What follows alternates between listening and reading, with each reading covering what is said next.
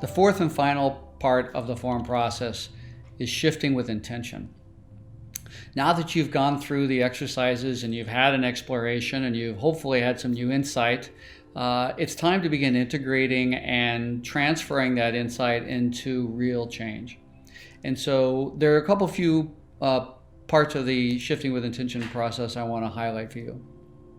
First is, this is a chance for you yourself to reflect on what would you like to shift. You don't have to shift anything. But most of the time, there's some renewed awareness of something you'd like to do differently. It could be shifting an emotion. It could be shifting a behavior or a habit. It could be shifting a way that you look at the world, a thought pattern, a perspective. But this is a chance to stop and internally think about to yourself in your journal, what are the things that you'd like to do different? Think of this as coming into alignment. You've now had all these thoughts and ideas and habits swirling around, and you've got greater clarity on who you want to be in the world and how you might be showing up, and what could you do that brings you more into alignment so your behaviors line up with your intentions.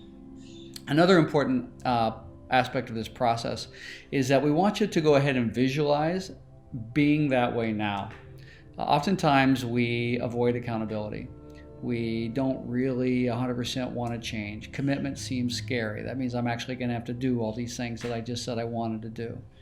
So instead, we have a gentler process where you just visualize yourself already being that way.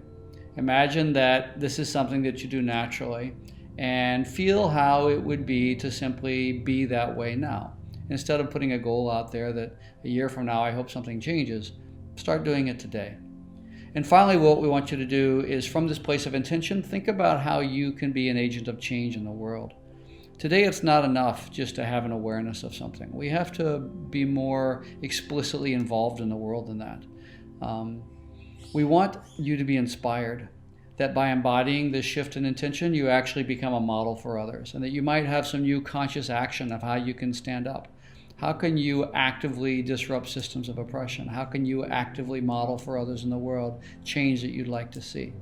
So this final part of shifting in intention ends with gratitude.